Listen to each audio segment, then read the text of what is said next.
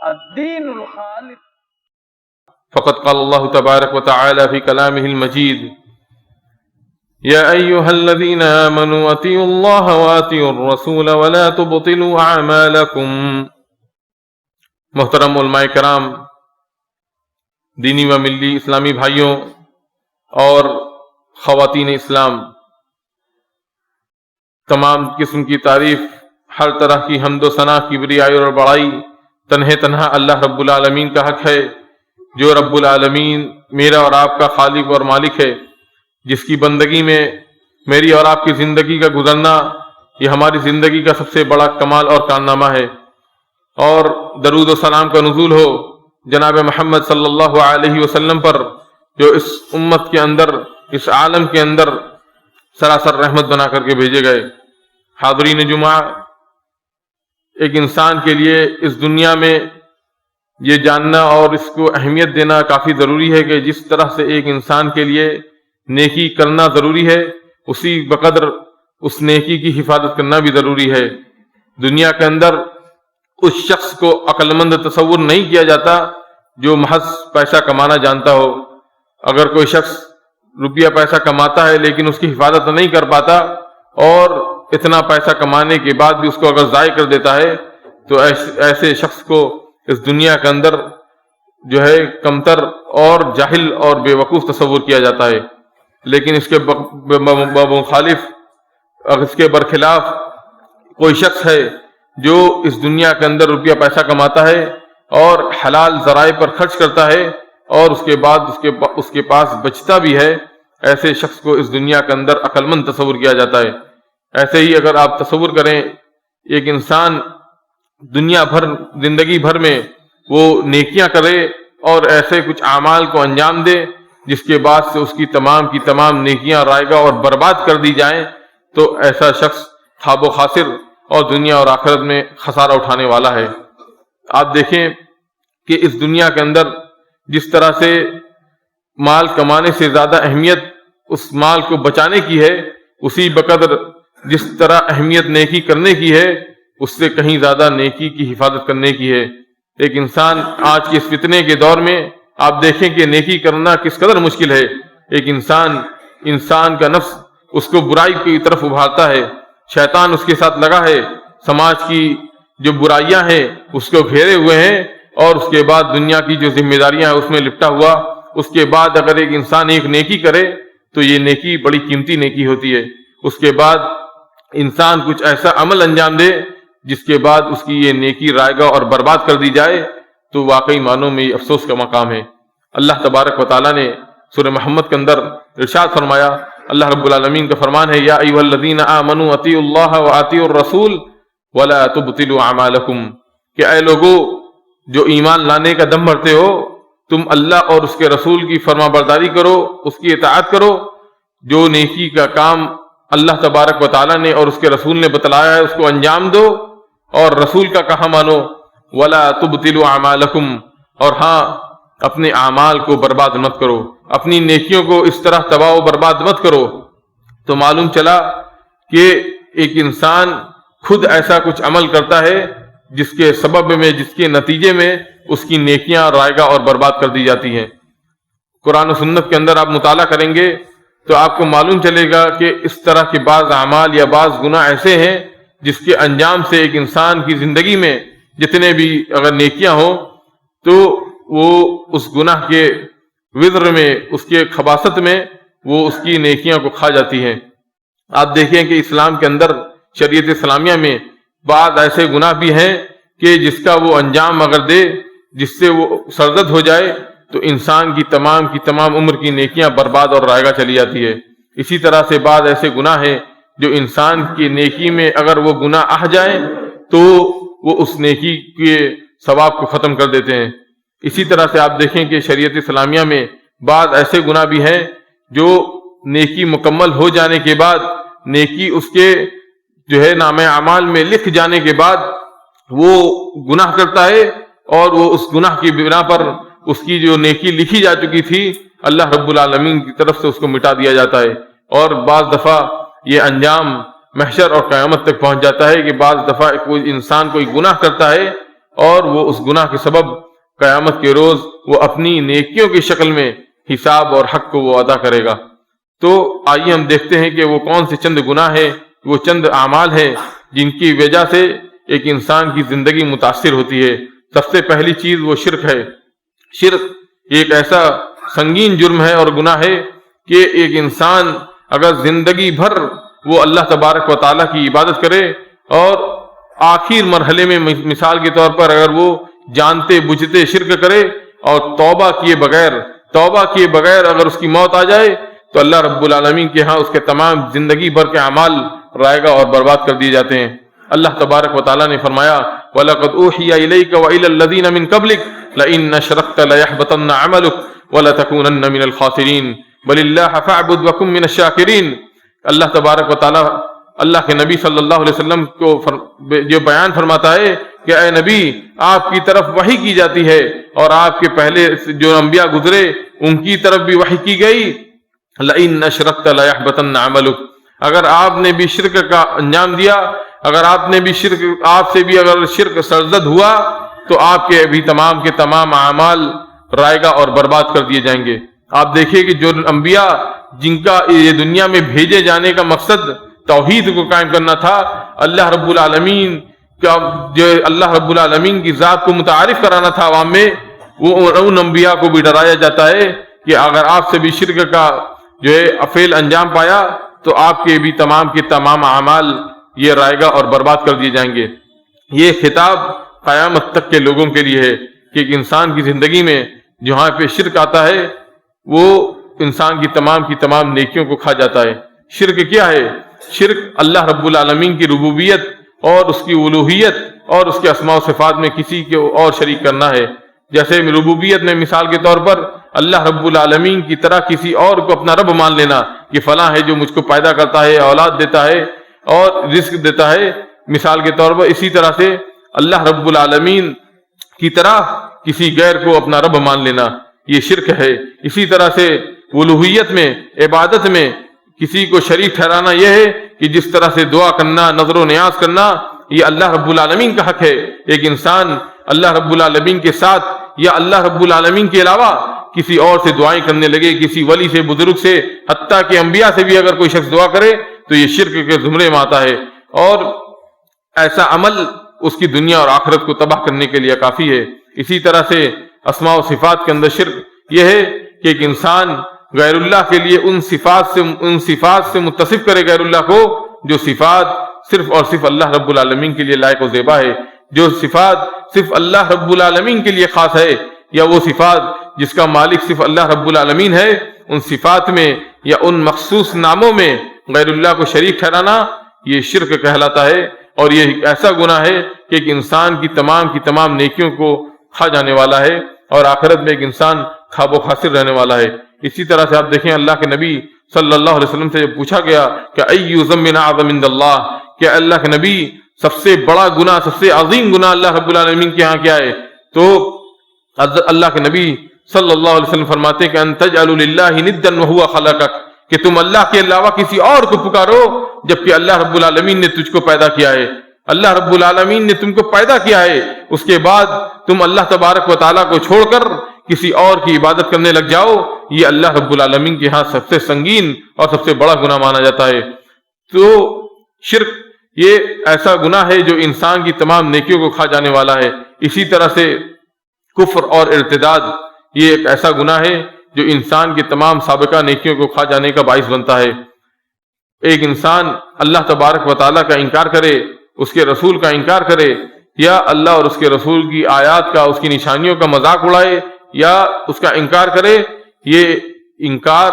یہ کفر تک لے جاتا ہے، یہ کفر ہے، اور یہ اللہ رب العالمین کے ہاں سخت اور سنگین جرم ہے۔ یہ گناہ ایسا گناہ ہے جس سے انسان کی تمام پچھلی نیکیاں یہ مٹا دی جاتی ہے۔ اللہ تبارک و تعالیٰ سورہ بقرہ کے اندر ارشاد فرماتا ہے وَمَن يَرْتَدِدْ مِنكُم عَن دِينِهِ فَيَمُتْ وَهُوَ كَافِرٌ فَأُولَٰئِكَ حَبِطَتْ أَعْمَالُهُمْ فِي الدُّنْيَا وَالْآخِرَةِ وَأُولَٰئِكَ أَصْحَابُ النَّارِ هُمْ فِيهَا خَالِدُونَ، کہ تم میں سے جو شخص اگر مرتد ہو گیا، دین سے پلٹ گیا اور اسی حالت میں اس کو موت آ گئی، یعنی وہ واپس اسلام کی طرف نہ آیا یا اس نے توبہ نہ کی ان مذاق سے جو اس نے شریعت اسلامیہ کے لیے یا دین اسلام کے اس نے مذاق اڑایا تھا، تو فَأُولَٰئِكَ حَبِطَتْ أَعْمَالُهُمْ فِي الدُّنْيَا وَالْآخِرَةِ، تو اس کا انجام کیا ہوگا کہ اس کے دنیا اور آخرت کے تمام اعمال لڑائے گا اور برباد کر دیے جائیں گے۔ وَأُولَٰئِكَ أَصْحَابُ النَّارِ هُمْ فِيهَا خَالِدُونَ، اور آخرت میں وہ ہمیشہ جہنم میں ڈال دیا جائے گا۔ تو یہ کفر اور یہ ہنسی مذاق، یہ ایک انسان اس کا دائرہ متعین کرے اور ایسی باتیں اپنی زبان سے نہ لائے جو ایک کلمہ اس کے کفر کا سبب بنے، اس کے لیے دین اسلام سے نکالنے کا باعث اور ذریعہ بن جائے۔ آپ دیکھیں کسی کے داڑھی کا یا اسی طرح سے کسی کی اسلامی شعار کا، عورت ہے تو حجاب کا اس طرح سے مذاق اڑانا، یا قرآن کا، یا قرآن میں کسی ایک آیت کا، یا مخلوقات میں سے کسی مخلوق کا ایک شخص اگر انکار کرے اور اس کو عبث یا بیکار ٹھہرائے، تو ایسا شخص انسان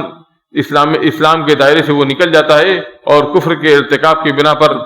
وہ دائرہ اسلام سے خارج ہوتا ہے۔ اس کے لیے اس کو توبہ کرنا اور واپس اسلام کی طرف لوٹنا ضروری اور شرط ہے، اور یہ ایسا عمل ہے اگر اس نے توبہ نہ کی اور نہیں پلٹا تو قیامت کے روز آخرت میں اور اس سے پہلے اس دنیا کے اندر اس کی تمام اچھائی اسی طرح اس کو پلٹا دی جاتی ہے اور رائگاں اور برباد کر دی جاتی ہے۔ اسی طرح سے تیسری چیز وہ ریاکاری اور دکھلاوا ہے۔ ایک انسان اللہ رب العالمین کی دی ہوئی نعمتوں میں جیے اور اس کے بعد اللہ رب العالمین کی طرف سے تقسیم کردہ جو مخلوقات میں رزق ہے، روزی روٹی ہے، جس کو اللہ رب العالمین نے اپنے تمام بندوں میں تقسیم کیا ہے اور کسی کو کسی پر فوقیت دی ہے، تو ایک شخص وہ اللہ رب العالمین کی دی ہوئی نعمتوں پر اس قدر اترائے کہ دوسرے لوگوں کو حقیر سمجھنے لگے، یا اسی کے برخلاف کوئی شخص نیکی کا کام کرے لیکن اس کے ذریعے سے لوگوں کے اندر واہوائی اور اسی طرح لوگوں سے تعریف چاہنا سمیٹنا، یہ اگر کسی شخص کے اندر آ جائے تو یہ ایسی برائی اور خباثت ہے کہ واقعی معنوں میں انسان کی نیکی کو یہ اس کے ثواب کو ختم کر دیتی ہے۔ حضرت ابو امامہ الباہلی رضی اللہ تعالیٰ عنہ حدیث کے راوی فرماتے ہیں کہ جاء رجل الى النبی صلی اللہ علیہ وسلم فقال ارأيت رجلا غزا يلتمس الاجر والذکر ما له، کہ ایک شخص اللہ کے نبی صلی اللہ علیہ وسلم کے پاس آیا اور اس نے سوال کیا، اللہ کے نبی صلی اللہ علیہ وسلم آپ کا ایسے شخص کے بارے میں کیا خیال ہے جو اللہ کی راہ میں جہاد پر نکلا ہے، جنگ کرتا ہے، غزوے میں جاتا ہے، یلتمس الذکر والاجر، یلتمس الاجر والذکر، اور اس کے ذریعے سے وہ اللہ رب العالمین کے ہاں اجر و ثواب بھی چاہتا ہے لیکن ساتھ میں لوگوں کی واہوائی اور لوگوں میں اس کا تذکرہ اور ذکر بھی چاہتا ہے۔ اس کے لیے آپ بتائیں کہ اس کو کیا ملے گا؟ اللہ کے نبی صلی اللہ علیہ وسلم فرماتے ہیں کہ لا شیء لہ، کہ اس کے لیے کوئی نیکی نہیں لکھی جاتی، اس کے لیے کوئی نیکی نہیں۔ فعادہ ثلاث مرات، پھر اس کے بعد راوی بتاتے ہیں کہ اس بات کو اللہ کے نبی صلی اللہ علیہ وسلم نے 3 مرتبہ بیان فرمایا کہ لا شیء لہ، کہ اس کے لیے کوئی بھی نیکی نہیں لکھی جاتی۔ اس کے بعد ثم یقول النبی صلی اللہ علیہ وسلم ان اللہ لا يقبل من العمل الا ما كان له خالصا وابتغي به وجهه، رواہ ابو داؤد وصححہ الالبانی۔ اس کے بعد اللہ کے نبی صلی اللہ علیہ وسلم فرماتے ہیں کہ بے شک اللہ تبارک و تعالی ہر اس عمل کو صرف قبول کرتا ہے جو عمل صرف اور صرف اللہ رب العالمین کی خوشنودی، اس کی رضامندی اور اس کے دیدار کے لیے کیا جائے، اس کی رضامندی کے لیے کیا جائے، تب جا کے کوئی عمل واقعی معنوں میں قابل قبول بنتا ہے۔ اور آپ جانتے ہیں کہ شریعت کے اندر کوئی بھی عمل صالح تب بنتا ہے جب اس کے اندر 2 چیزیں پائی جاتی ہیں، یہی پہلی چیز اخلاص ہے اور دوسری چیز اتباع سنت ہے، اللہ کے نبی صلی اللہ علیہ وسلم کے طریقے پر ہو اور خالص اللہ رب العالمین کے لیے کی جانے والی نیکی ہو۔ آپ دیکھیں شریعت اسلامیہ کے اندر اگر آپ جائزہ لیں گے تو معلوم چلے گا کہ اللہ کے نبی صلی اللہ علیہ وسلم جو طاہر اور مطہر ہیں، جن کے تمام اگلے اور پچھلے گناہ معاف کر دیے گئے، جو اس دنیا کے اندر سب سے افضل انسان ہیں صلی اللہ علیہ وسلم، وہ بھی جب اللہ کے نبی بھی جب کوئی عمل کو ختم کرتے تھے، آپ دیکھیں عمل ختم کرنے کے بعد حج کے موقع پر یہ دعا کیا کہ اللہم حجا لا ریاء فیہ ولا سمعہ، کہ اللہ تبارک و تعالیٰ مجھ کو ایسا حج نصیب کر جس کے اندر دکھلاوا نہ ہو، ریاکاری دکھلاوا اور سمعہ، کہ اپنے آپ کو بڑھ چڑھ کر لوگوں کو بتلانا، یہ ایسی صفت سے اللہ رب العالمین مجھ کو بچائے رکھ۔ تو یہ ریاکاری اور دکھلاوا، اس سے اللہ کے نبی صلی اللہ علیہ وسلم پناہ مانگا کرتے تھے۔ اب محدثین اور اسلاف میں اکثر نے لکھا ہے کہ اگر کسی شخص کو یہ دیکھنا ہے کہ وہ اللہ رب العالمین کی خاطر کتنا عمل کرتا ہے، اس کو چاہیے کہ سب سے پہلے یہ چیز کو غور کرے کہ وہ اللہ رب العالمین سے اخلاص کا کتنا سوال کرتا ہے۔ صحابہ کرام کی زندگی کو آپ دیکھیں، حضرت محمود بن لبید اور معقل بن یسار رضی اللہ تعالیٰ عنہما راوی ہیں، حدیث ہے کہ ان الصحابہ رضی اللہ تعالیٰ عنہم اجمعین خافوا الریاء، کہ تمام کے تمام صحابہ کرام یہ ریاکاری، نمود سے، دکھلاوے سے ڈرا کرتے تھے۔ تو اللہ کے نبی صلی اللہ علیہ وسلم کے پاس یہ ذکر کیا گیا، اللہ کے نبی سے جب پوچھا گیا تو اللہ کے نبی نے دعا سکھلائی اور ان کو حکم دیا کہ یہ دعا پڑھا کریں، اللہم انا نعوذ بک ان نشرک بک ونحن نعلم ونستغفرک لما لا نعلم، کہ اللہ کے تبارک و تعالی ہم تجھ سے شرک سے پناہ چاہتے ہیں، اس حال میں کہ ہم اس برائی کو، اس گناہ کو شرک سمجھیں جو واقعی معنوں میں واضح شرک ہے، اس شرک سے ہم تیری پناہ چاہتے ہیں، اور اس گناہ سے بھی جس کو ہم نہیں جانتے۔ معلوم چلا کہ انسان کا علم یہ ہمیشہ ناقص رہنے والا ہے، تو اور ایک انسان کو چاہیے کہ اس دعا کو صبح و شام پڑھا کرے اور اخلاص کا اللہ تبارک و تعالیٰ سے سوال کیا کرے، کیونکہ نماز کے اندر دکھلاوا یہ اس کو اللہ کے نبی صلی اللہ علیہ وسلم نے شرک اصغر اور چھوٹے شرک سے تشبیہ دی۔ اسی طرح سے اللہ کے نبی صلی اللہ علیہ وسلم فرماتے ہیں کہ ان اللہ لا ينظر الى اجسادکم، کہ اللہ تبارک و الی صورکم، کہ اللہ تبارک و تعالی تمہارے جسموں کی طرف اور تمہارے چہروں کی طرف نہیں دیکھتا، بلکہ تمہارے اعمال اور تمہارے دلوں کی طرف دیکھتا ہے۔ اور کما قال علیہ الصلوۃ والسلام، کہ اللہ تبارک و تعالی کہ یہاں اصل مقصد یا اصل مقصود یہ ان بندے کا دل اور ایک انسان کا عمل صالح ہے، ایک انسان اللہ رب العالمین کے لیے خالص طور پہ اللہ کے لیے ایک انسان عمل کرنے والا بنے۔ اسی طرح سے چوتھی چیز جو ایک انسان کی نیکی کو کھا جانے کا سبب ہے، وہ دوسرے کے حق کو مار جانا اور یا دوسرے کے حق کو کھا جانا ہے۔ اللہ کے نبی صلی اللہ علیہ وسلم صحابہ کے درمیان بیٹھے ہوئے تھے اور ایک دن آپ نے فرمایا کہ اتدرون من المفلس، کیا تم جانتے ہو کہ کنگال اور مفلس اور غریب شخص اللہ تبارک و تعالیٰ کے ہاں کون ہے؟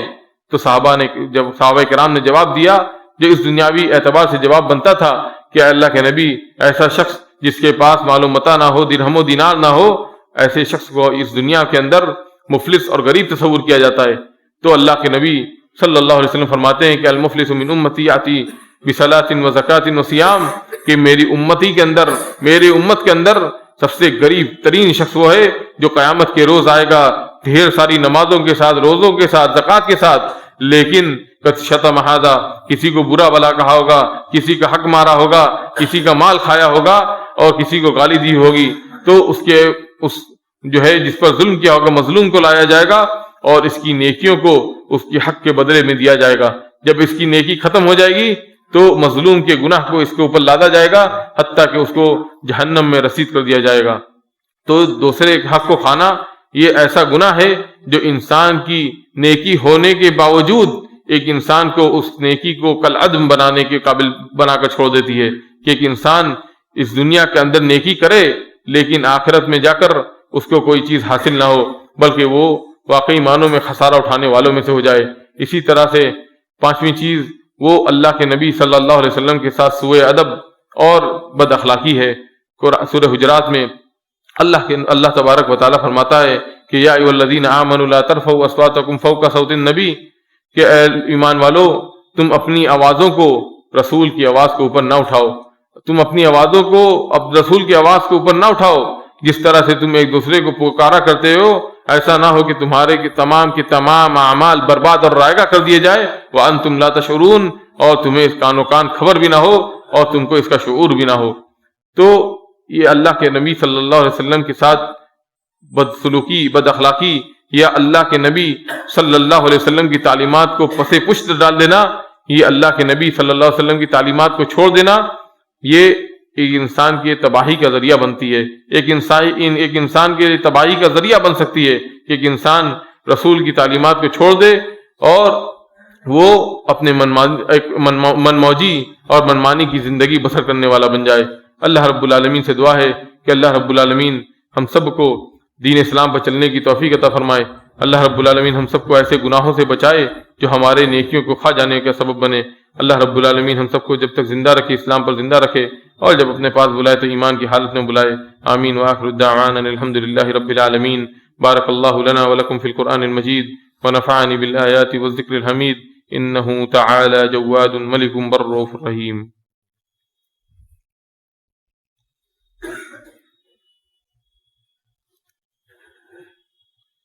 الحمد للہ وحدہ الحمد للہ وحدہ والصلاة والسلام علی من لا نبی بعدہ اما بعد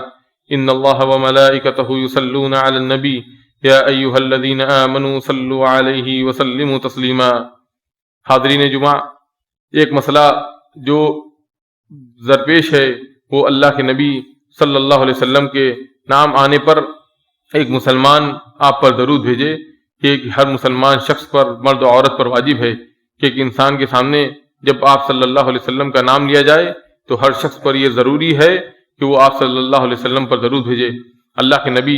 صلی اللہ علیہ وسلم فرماتے کہ من صلی علیہ واحدا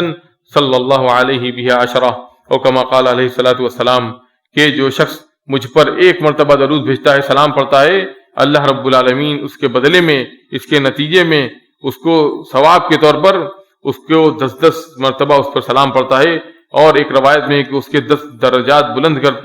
دیے جاتے ہیں اور 10 گناہ اس سے مٹا دیے جاتے ہیں۔ اسی طرح سے ایک روایت ہے کہ اللہ کے نبی صلی اللہ علیہ وسلم سے کہ ایک مرتبہ ممبر کے زینے پر چڑھ رہے تھے اور ایک زینے پر چڑھے اور آمین کہا، تو صحابہ کرام نے دریافت کیا کہ اللہ کے نبی صلی اللہ علیہ وسلم، یہ آپ کے معمول سے ہٹ کر خلاف بات ہے کہ آپ صرف سیڑھی چڑھے اور اس پر آپ نے آمین کہا، کوئی بات نہیں کہی، لمبی حدیث ہے۔ تو اس میں سے اللہ کے نبی صلی اللہ علیہ وسلم نے کہا کہ مجھ پر جبرائیل امین جو فرشتوں کے سردار ہیں میرے پاس آ کر یہ بد دعا دی کہ ایسا شخص خواب و خاسر ہو، برباد ہو، جس کے پاس آپ کا نام لیا جائے اور وہ آپ پر درود و سلام کو پیش نہ کرے۔ اسی طرح سے اللہ کے نبی صلی اللہ علیہ وسلم نے صحابہ کرام کو سکھلایا کہ تم اپنی دعاؤں کے اندر اللہ کے نبی پر، مجھ پر درود و سلام کو پڑھا کرو، اس سے تمہاری دعا کی قبولیت کے مواقع بڑھتے ہیں، اور بلکہ ایک روایت میں ہے کہ تم پوری کی پوری دعا کو تم درود و سلام پر منحصر کر دو، اس سے اللہ رب العالمین تمہارے غموں کو، تمہاری تکلیفوں کو دور کرتا ہے اور تمہاری پریشانیوں کو تمہاری پریشانیوں سے نجات دیتا ہے۔ اور ایک روایت کے اندر اللہ کے نبی صلی اللہ علیہ وسلم فرماتے ہیں کہ تمہارے دنوں کے اندر سب سے بہترین دن جمعہ کا دن ہے، اس دن تم مجھ پر زیادہ سے زیادہ درود و سلام پڑھا کرو، بے شک جو مجھ پر ایک اللہ تبارک و تعالیٰ کی طرف سے ایک فرشتہ مقرر ہے جو تمہارا سلام مجھ پر لا کر پہنچاتا ہے۔ ایک روایت کے اندر اللہ کے نبی صلی اللہ علیہ وسلم فرماتے ہیں کہ جو شخص مجھ پر سب سے زیادہ درود و سلام کو بھیجتا ہے، قیامت کے دن وہ سب سے پہلے مجھ سے ملے گا، اور بعض روایت میں ہے کہ وہ شفاعت کا سب سے زیادہ حقدار ہوگا۔ تو لہذا اس بات کی ضرورت ہے کہ ہم سب ایک دوسرے کو تلقین کریں، اور کہیں بھی مجلس ہو تو اس بات کا خیال رکھیں، اہتمام کریں کہ اللہ کے نبی صلی اللہ علیہ وسلم کا جب نام لیا جائے تو چاہے جہری یا سری طور پہ ہم آپ صلی اللہ علیہ وسلم پر درود بھیجنے والے بنیں۔ درود و سلام میں سب سے جو مختصر سیگا جو معروف ہے وہ صلی اللہ علیہ وسلم ہے۔ اسی طرح سے بعض مختلف سیگے بھی وارد ہیں،